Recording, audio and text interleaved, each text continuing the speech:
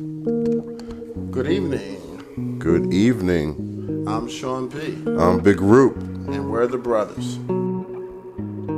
I'm tired of the same rap songs. Every new hit's just to fucking sing along. Rapping so boring, now correct me if I'm wrong. It's like they took the art out the fucking art form. I'm tired of the same rap songs. Every new hit's just to fucking sing along. Rapping so boring, now correct me if I'm wrong. It's like they took the art out the fucking art form. Coming to you live from the Bronx. Okay, well, welcome back to another episode. It's January 16th. 2020. And we've had some big things going on the last couple of weeks. A lot of big things. Today's episode is entitled Time and Money. And Big Rube and I are going to talk about the importance of acknowledging and measuring both. Because too often we don't equal time and money. And when we go to work, we give a certain amount of time to get a certain amount of money. And that's how it works. So there is a relationship between how much time you spend doing any given task and the money or the value you get from it. But too often I think we don't value our time and we don't equate time with money. So that's what we're going to talk about today. Yes, definitely very interesting, very true. You know, a lot of us like to spend our time and waste it. Exactly. And it's funny you say that, Big Rube, because how many people would like to waste money? Like, how many people, if they really thought of it that way and said, you know what, next 5 minutes I'm going to try to blow like $40, right? And just open a window and throw the money out. How many people would do that if they equated 5 minutes with $40? Almost nobody. Most people would not. Right. And yet, depending on someone's annual salary, weekly income, or daily take, $40 may be equal to 5-10 minutes worth of work. So we'll waste 5 or 10 minutes, but we wouldn't want to waste $40. Right, because we don't put a dollar value to our time. Right, exactly, which is what we're trying to look into today and why. And I think the main thing to recognize, first of all, is that we have a limited amount of time, right? Limited amount of time overall in our lifetime, a little bit amount of time every day, and very little free time, like very little time that you can call your own where you don't have anything that has to get done. It's your leisure time. And I guess without really putting money to that or value to that, it's easy to waste it. It's easy to just, look at things that have no extra value or that aren't going to give you anything in return because, it's my time. But once you kind of realize that, man, my time is limited and time and money have a relationship, and I didn't realize that, it gives you the opportunity to see how can I better manage my time? How can I better manage money? How can I increase the value of my time? How can I increase money? So do you have any initial thoughts just on the concept of time equaling money? Well, basically, you would want to focus on your activities and see what you're actually doing with your time outside of work. Obviously needs a certain amount of time to unwind and decompress from your daily activities, but there's also things you can do that, like you say, can be productive in that time and not just totally wasted. Yeah, definitely. I had a conversation with one of our cousins a few years back, and is a very big proponent of social media, as many people are. And I think at the time he wasn't using social media in a way to enhance his business. It was more just something to do. And, I explained to him that part of Facebook's value is that it gets a lot of people to spend a lot of time there and they're not getting any money out of it. In other words, basically Facebook has 2-3 billion free employees. And when I said that, our cousin was like, what? Like, what do you mean? I said, well, think about it. Facebook's value is the content that people put on it. But they don't get anything in return for that other than They may get the connective relationship value, which does have value. They can keep in touch with people. But Facebook is getting real dollars for that. Like they're really selling the time, the attention that we give. They've put a dollar value to our time that we don't. And when you look at it that way, and our cousin was shocked because he couldn't really imagine how people would work for free and why. And again, if you don't realize you're working, or if you don't feel like you're working, why not do it? No, true. I totally understand. I mean, most of us, what's to say most of us, but a lot of us look at, posting and reading posts not as work, like you're saying. I know there's a lot of advertisers, which obviously helps them monetize the site, but I know exactly what you're saying. A lot of people spend a lot of time searching for people and searching for things and playing games and different things on social media, which is taking up a lot of time where you could be doing something else more productive. Yeah, yeah. And I think the main thing is just not making the connection. So if you don't realize that it's, what's 5 minutes, what's a half hour, what's 2 hours? And we do it every day in so many different ways. In other words, TV, reading a book, on the telephone. So it's not just social media or any one area. It's just saying, how do we value our time and money? Should we value our time and money? And if so, how can we improve the value of our time and money? Well, again, just trying to be more productive in the sense that, all right, if you're going to watch TV, maybe you want to watch something that's going to educate you or help you to make more money. Or same thing if you're reading a book, as opposed to, say reading comic books or, reading a romantic novel, which has no real tangible value to you. Right, right. Or at least managing how much time you spend reading that romantic novel, that comic book, those comic books. Because again, you said it before, you come home from a very hectic day, you want to decompress. So the last thing you want to do is leave your job and come home and start another job. And that's not what I think we're trying to tell our listeners. I think what we're saying is that we have to just be more aware that our time is precious and is limited, and we need to get as much value out of our time as possible because other other entities are taking our time and making money off of it, and we have to start doing that. Yep, I totally agree 100%. Yeah. And I don't understand it. I want something good to listen to. I demand it. All the real artists on another planet, and me, I'm the last MC still standing. Actually, Dr. King's birthday was yesterday, Yes, it was. and a few other people I know. Give a shout out to my girlfriend's daughter. Her birthday was also yesterday. And I know as we go into this holiday weekend, Dr. King's birthday being celebrated, one of the commercials for the movie that was recently released, Just Mercy, has been trying to encourage people to go out and see that movie this weekend and kind of make it a mission, right? Take this weekend, this time of remembering Dr. King, take this time, right? This time that we're given, this day off that we have, and do something productive with it, right? Go find out about another hero like Dr. King, someone who also took his talents and his skills and went to help the less fortunate. And I'm curious how many people are going to do that. How many people are going to see the movie Just Mercy, starring Michael B. Jordan and Jamie Foxx, among others, really strong cast. And equate that because Bad Boys is coming out this weekend. Mm-hmm. And a lot of people, I'm sure, want to go see that movie. A lot of people probably have their weekend planned already. And I guess I don't want to compare Bad Boys to Just Mercy. They're two different kinds of movies. But in measuring time and money, right? We're gonna spend a certain amount of money on the tickets. We're gonna watch the movie for a certain amount of hours.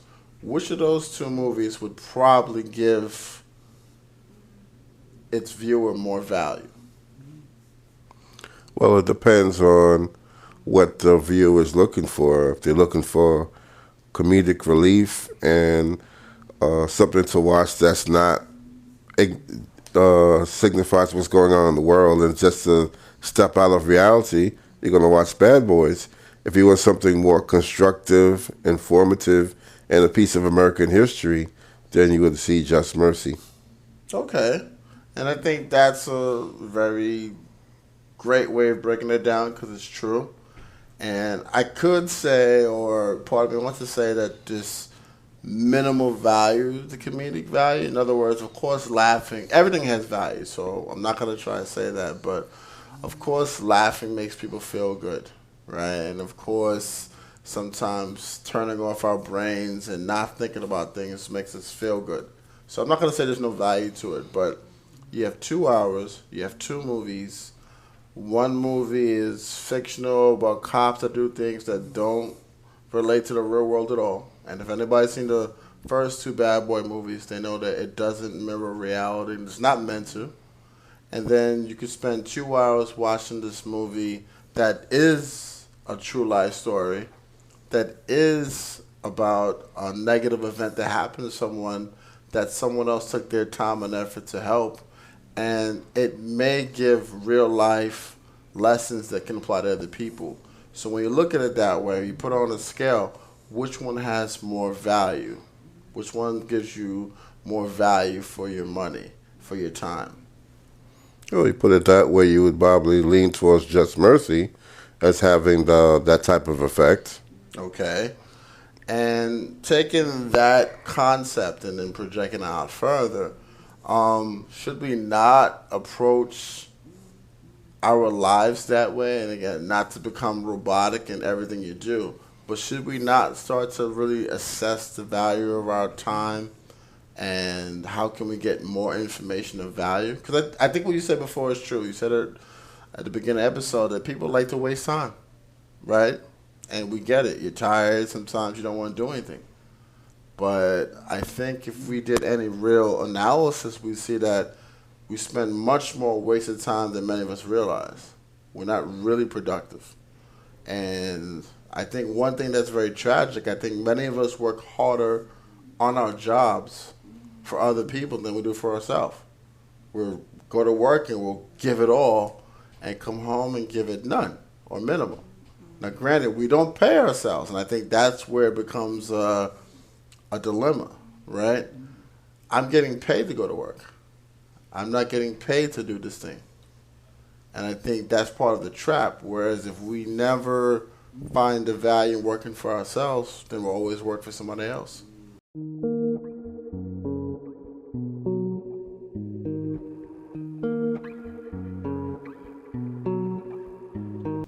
It's true. I mean, I think a lot of people's mentality is I'm going to do whatever it takes to keep that job and keep the money coming in. So they'll even take abuse from their employer. You know, they might have a weekend plan to go away with their family. Boss says, oh, last minute, you got to work. Most people are going to go and work and do it because, oh, I got to keep my job. But like you said, it was something where they're doing for their own business. Oh, I can do that next week. I can push it off. I don't have to do it today. Right, right. And I think that's one of the great tragedies of the American worker, right? Because there's no way to say that the workforce of today resembles the workforce 50 years ago, which resembled less probably the workforce 50 years before that. And as our society has changed, technology has changed, workers kind of have the same mindset. And I think that's where we have to be careful, right? Because we know that we're becoming much more of an automated society, which means less need for workers. We know that we're becoming a much more advanced society, so the type of workers have to have different skill sets. And a lot of those things require either personal investment of time and money, or just an awareness that you have to be more productive. And I think because people have been trained and exposed to a certain minimal level of productivity, especially outside of the workplace, that they're not taking full advantage or maximizing their value on their own. You see that happening. See that definitely, the way a lot of people are going down. The main thing I think is, like you said, people have to get out of that employee mindset where I'm only going to do what I need to do to keep my job. And, you're probably right in the sense that most of us don't look at it from an entrepreneur's, mindset. Because again, if you have your own business, you have to always be engaged and always be looking to maximize your time and make sure nothing is wasted. And again, a lot of us, once we get off work, it's go to the bar and go to the club and kick back. It's like we work hard just to find time to not do nothing. Exactly. And the thing is, I understand it and I partake in it as much as anybody, if not more than many. But what I'm saying is that we're approaching our daily lives in lots of ways the way we did 50 years ago. But so many things are changing, and do we need to change along with it? And I think time and money is a big part of that, because everything right now, from a corporate standpoint, is meant to steal our time, right? Every screen wants to grab our attention and monetize it. So it's not even that they're just getting us to focus on it. They're taking that and they're either getting subscription dollars from us, advertising dollars from someone else, or getting us to buy something. That's literally how it works. So they find a way to take our time and make money out of it. And I guess we're trying to say, how do we find ways to either take our time back or at the very least get money for our time? We have to realize that time doesn't slow down, or as they say, time waits for no man. Because let's say you want to change your career and you might need to get an advanced degree that takes you an additional 2 years. A lot of times, a lot of us procrastinate and, I'll do it next year, We could have actually just sat down, did the 24 months, got it out the way, and then increased our income, because now we have that additional credentials by our name. Exactly. And that's probably the best example you can give of measuring time and money. You are going to give up a certain amount of your own time for an increase in the money, the value that you're worth. And that's a good correlation of it. That's basically what school represents. As long as you go to school for something that can gain, can make you some money. Well, that's true too, and I mean, that's a different conversation. No, as far as I how know, you apply obviously. yourself and value. No, but the thing is, you're right, because you also don't want to waste time, because you don't want to go to school and take the wrong course, learn the wrong thing. You discover this new computer language and find out it's 15 years old and it has no value, right? And you spent 6 months or 2 years, whatever the case is, learning it, and nobody's going to hire you. So what's the point? So no, you're right. You don't want to not put your time in the right place and not learn the right things. Exactly. You don't want something that's outdated and obsolete. You want to be in a marketplace with the most up-to-date, most value. You want to get the most return on your money. And I think that's really the whole point of today's episode, to understand that time is money. It really is. Time is fleeting. Money is often too scarce. And we have to try to find ways to maximize both. I agree 100%. Okay. So we always end our episode with a call to action. And this one is for all our listeners. And today's episode is time and money, how to increase our value of both. And what would your call to action be, Big Roo? I would just suggest that everybody take stock of their day Maybe take your typical day and just break down what you spend doing besides work.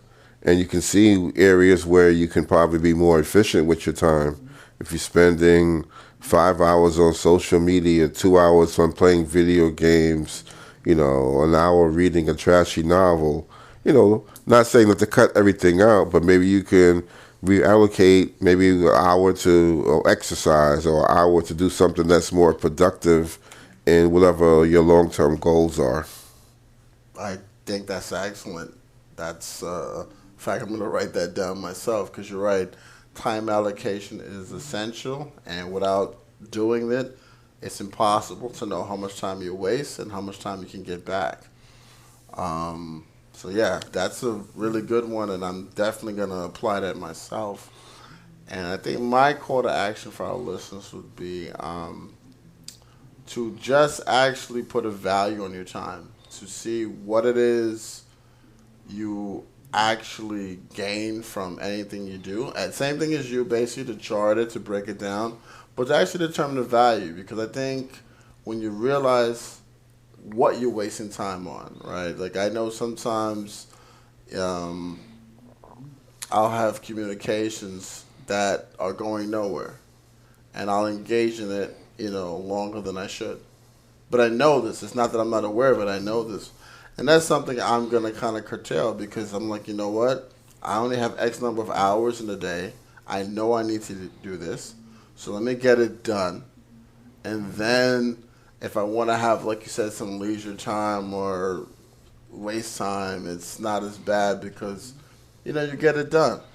So I think time allocation, as you said, is important. And I think return on time is something that, people should focus on. What am I getting back? What am I getting for this? When somebody says, oh, look at this video or watch this movie or whatever, what it's about? And really assess the value of what it is before. Because guess what? If you watch this movie and 2 hours is gone, what'd you get? Right? I look at it this way. Last point I'll make real quick. Watch the Irishman on Netflix. I think it was a very good movie. I enjoyed it. What I get out of it? I got a trip down memory lane through someone else's view of unions in America, the connection between unions and organized crime, and possibly the outcome of what happened to Jimmy Hoffa. Now, believe it or not, that was probably the least valuable thing that I got out of it. Because, in other words, I don't know if that's what happened to Jimmy Hoffa or not. And if it is or isn't, it doesn't really change my life one way or another. But seeing how unions in America operated, see the strength of the Teamsters. You always heard about the Teamsters, and you realize why they were so powerful. Because as America got to a certain point of development, truckers did everything. Everything was on a truck. So if they said no, America came to a crawl.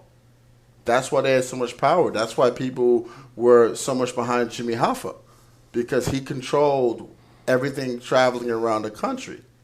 And you saw the power that he had, and you saw the people connected to that power.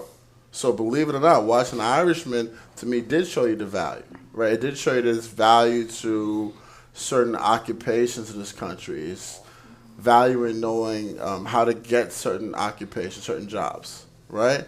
And these are things we hear about your whole life, but yeah, you realize that, some things have greater value than you do. So what I'm saying is, I watched that movie.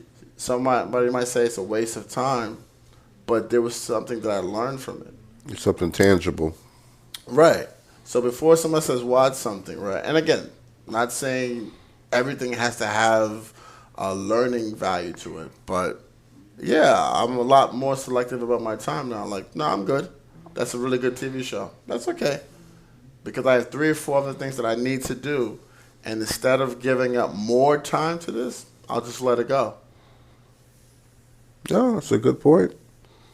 Trying to be very efficient and, like you said, not waste time and not waste money. Exactly. So again, this is the brothers, and our episode today was time and money, how to increase the value of both. And again, as Big Rube said, time allocation is key. And I think return on time is key, and just connecting that time is money and money is time, and you have to value both. So any last words, Big Rube? No, you said it well. Okay. I'm Sean P. I'm Big Root. We're the brothers. I'm tired of the same rap songs. Every new hit's just to fucking sing along. Rap is so boring, now correct me if I'm wrong. It's like they took the art out the fucking art form. What's going on, man? I don't understand it. I want something good to listen to, I demand it. All the real artists on another planet, and me, I'm the last MC still standing.